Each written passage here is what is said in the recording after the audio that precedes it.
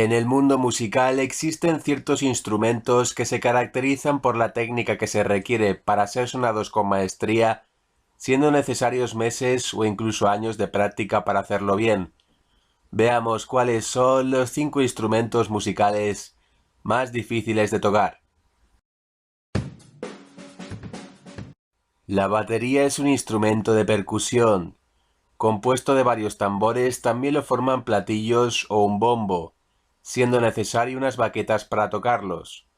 Su dificultad radica en que es necesario tener técnica y sentido del ritmo para poder combinar la acción de tocar distintos aparatos a la vez. La gaita es un instrumento musical de viento. Consiste en un tubo perforado con una lengüeta dentro de un odre con reserva de aire. Este aparato típico de Escocia y España tiene dificultad de ser tocado debido a que se requiere una interpretación perfecta desde el comienzo para que tenga un buen sonido. El oboe es un instrumento de característica viento-madera. Este aparato de taladro cónico emite su sonido mediante la vibración de una lengüeta doble.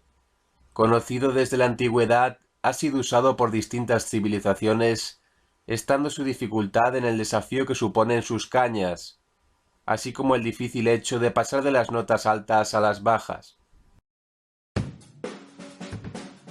El piano es un instrumento musical de teclado y cuerdas.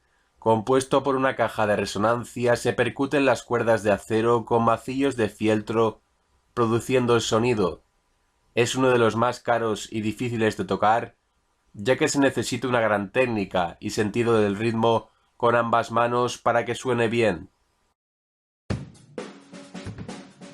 El violín es un aparato musical de cuerda frotada. Este instrumento, que necesita un arco para ser usado, está considerado el más difícil de tocar, ya que se debe utilizar dicho arco siempre en el tono exacto, así como disponer los dedos en el lugar adecuado. El talento es indispensable para conseguir sacar al violín un sonido armónico.